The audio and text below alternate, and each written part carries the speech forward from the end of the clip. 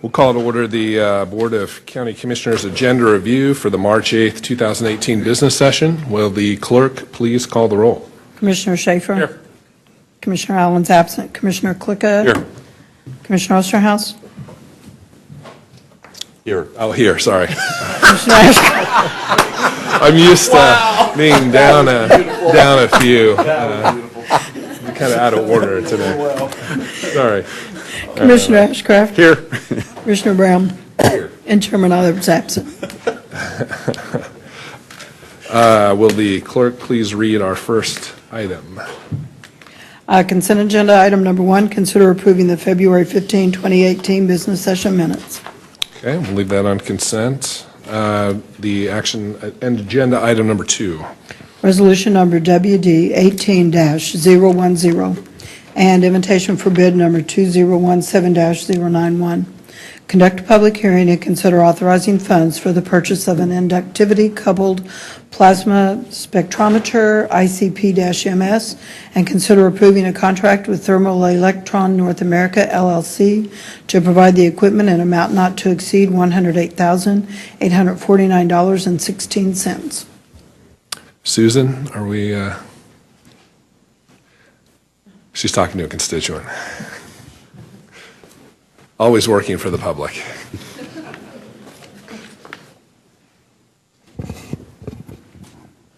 Morning, Commissioner Osterhaus and Commissioner Susan Pekarik with Wastewater. This request is to replace a piece of lab equipment.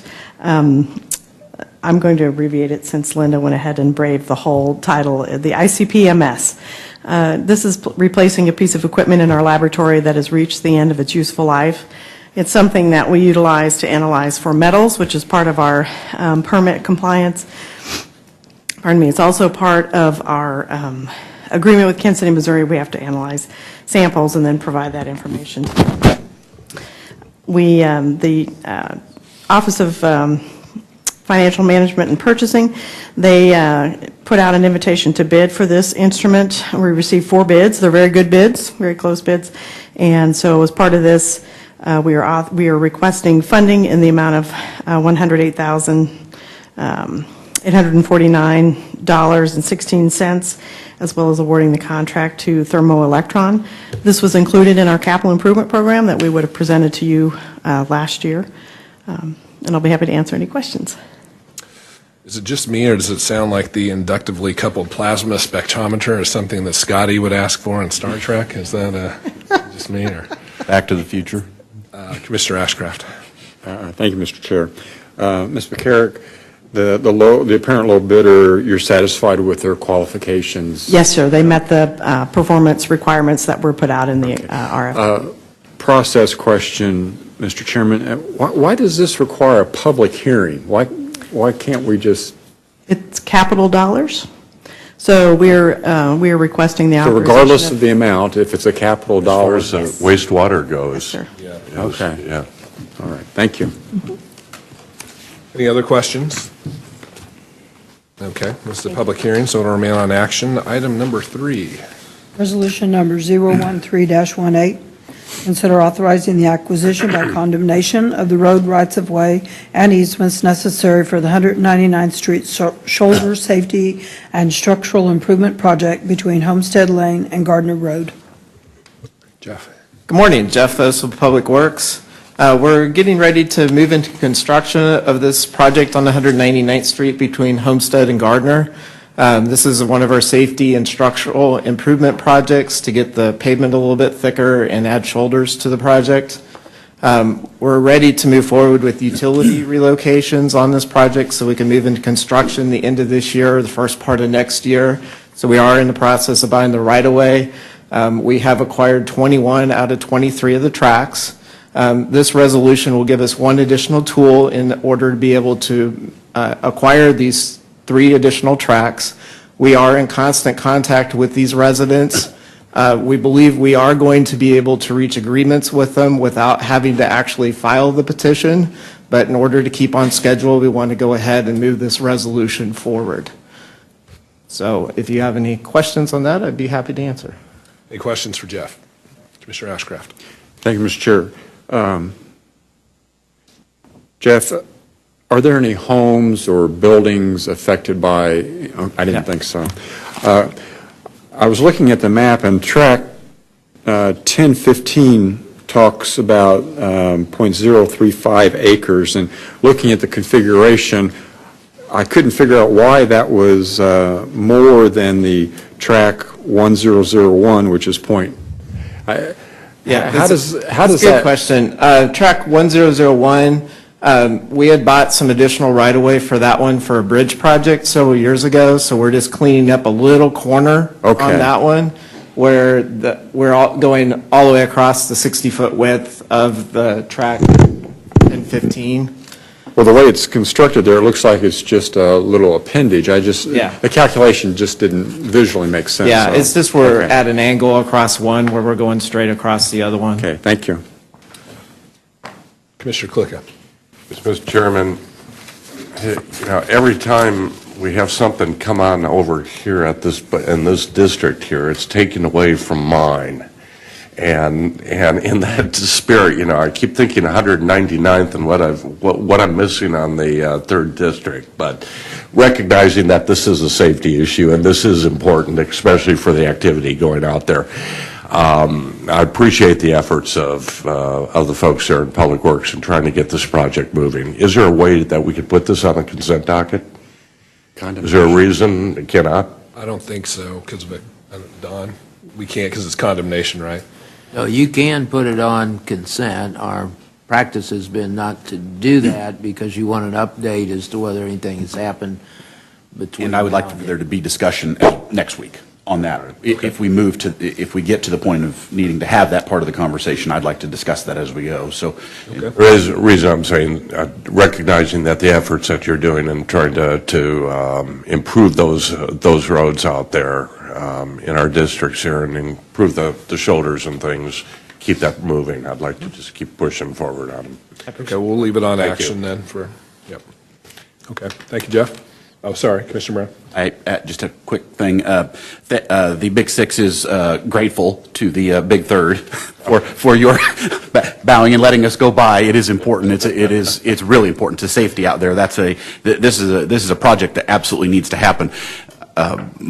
I'm going to be very hesitant to want to support or move forward in a condemnation mode. I will continue to push staff, as I have been doing, to go negotiate and work with the owners and try and get this nailed down. And to that end, how are things going? Where do we stand with the property owners at this time? We have acquired one of the tracks. The one on the north side there has been acquired. The other three, we believe we have verbal agreements with them. Two of them are reviewing the documents. One of them submitted electronic signature documents before going out of town. Apparently RTA by statute cannot accept a electronic signature. So we're waiting for them to come back in town and hopefully sign the documents with the pen. So we are, kind of giving people time to review those documents, but we'll be getting with them the first of next week to ask them for their signature. So in the event that those agreements are had, this item will be pulled from the... Yes, Okay. yes. I suspect we might have one left by the time we get to next week, but the last several condemnation resolutions that we've done, we have not actually gone to condemnation. We've made the agreement. Sometimes our residents just like to know that we are actually going to do the project, and this gives us that tool to do that. Commissioner Brown? Thank you. There is one mechanism in the condemnation process that makes it viable from my perspective, and that is that if it is a friendly condemnation, and that specifically meaning that the owner has some other advantage outside of selling that piece of property for tax consequences or legal obligation, that a condemnation makes sense, but in a friendly setting, I would be supportive. So going forward, that's what I'd like to keep that on the action agenda. Commissioner Ashcraft? Sorry, Mr. Chairman. Follow-on question, and Jeff, this isn't necessarily directed to you, but you are at the podium. You raise an interesting point that there seems to be some administrative bugaboo with signatures, and so I'll redirect to the county manager. Have we or do we do any kind of I'll call it a systematic review of these little administrative issues that slow down or disrupt the work of government and for legislative action. And I realize in itself it's not a big deal, but I suspect it's probably not the only one that we are confronted with from time to time. Has that ever been presented or discussed? Well, we do look for continuous improvement. I'm not sure about this one specifically. I might ask Public Works that question. But to reiterate a point that Jeff made earlier, once you approve it, there's still some processes that still allows a little bit more time for some of that to be resolved. Doesn't completely solve the issue. I'm not aware of this one, but we do continually look at processes. No, let me clarify. It's the electronic signature that was presented, and we were told that legally we can't accept it, although in this world billions, if not trillions of dollars are moved around electronically, but we can't approve it because of some statute that was probably written before the internet. Yeah. This is the first time we've run across this one. Okay. So it was kind of a surprise to us as well. So to expand on your other question, now that I have further clarification on what you're asking, I'm sorry. we have had discussions about electronic signatures. I'm going to let Dawn speak to that because I've consulted him over the years on that one. Yeah, the actual issue here is a recording issue. It's recording it with the Register of Deeds, or here, the RTA, and that requires an actual written acknowledgement, which is the whole issue, and that is statutorily required in order for us to be Right. certain that what is recorded downstairs is in fact the will and intent of the property owner. Right. So we do still require an actual original signature.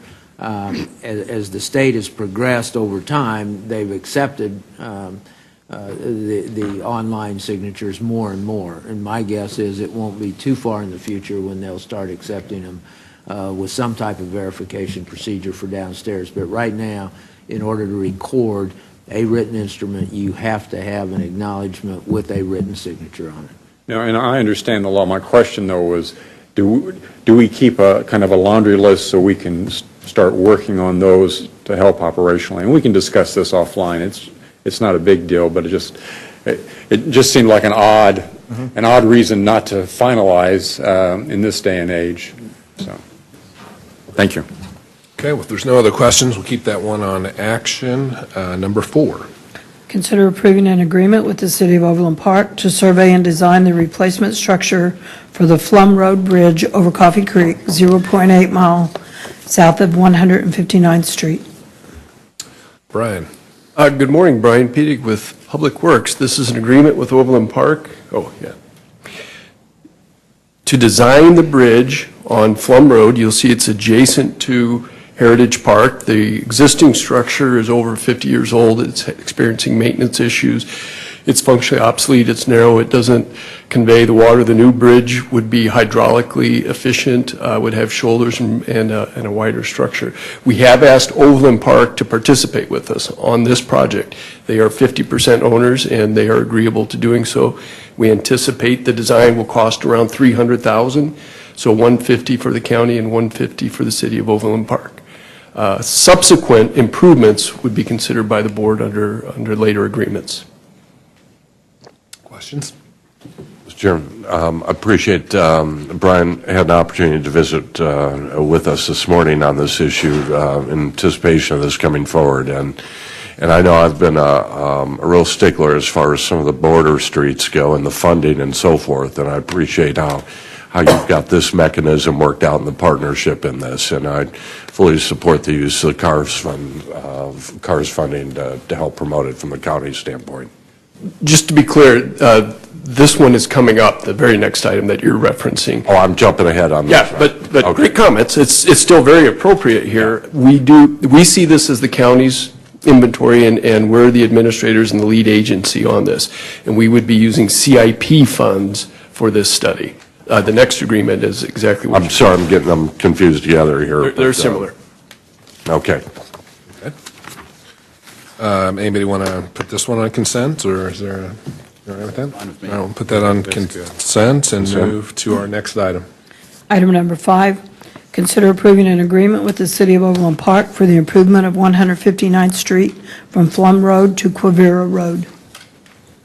Brian. Again, Brian Pedic with Public Works. Oh, that So this is a boundary project, and we have discussed these in past and participated at various levels. The City of Overland Park has requested that they, which are shown in yellow, along with Olathe in blue, and the county, which is in the red dash, and again, Heritage Park, that we three participate on the improvement of this section road. It's an unimproved old county road with all the typical issues that you've seen with county roads of edge drop-off, inefficient hydraulic structures.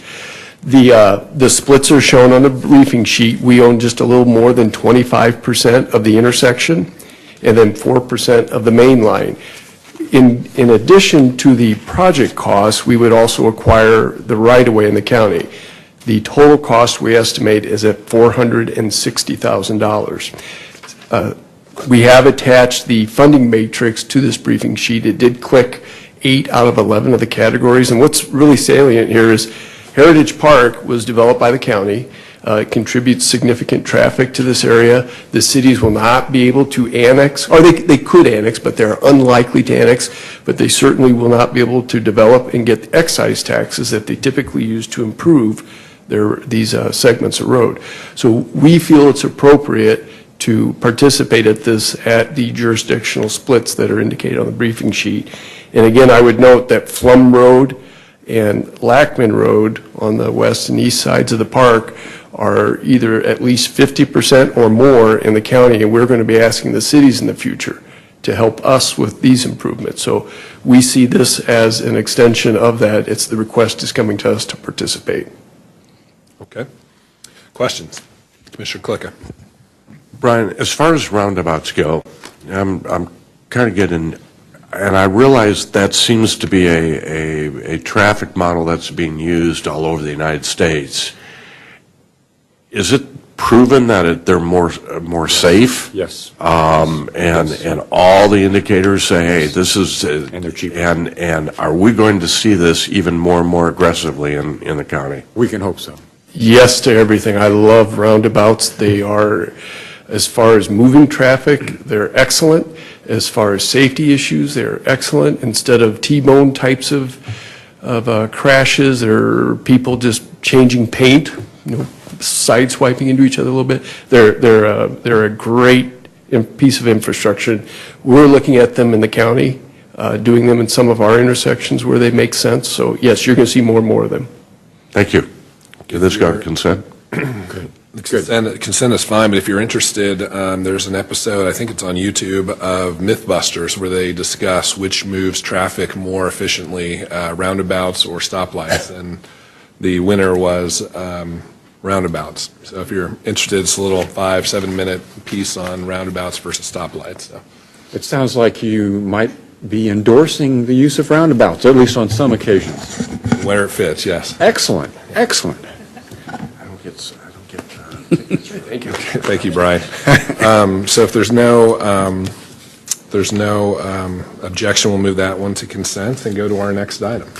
Item number 6, resolution number 012-18, consider installing stop signs at the intersections of 183rd Street and Lone Elm Road and 191st Street and Lone Elm Road in the unincorporated area of Johnson County. That's a fair question. Okay, you can ask it in just a minute and let Jeff give his presentation. Well, he already knows the question, just answer it.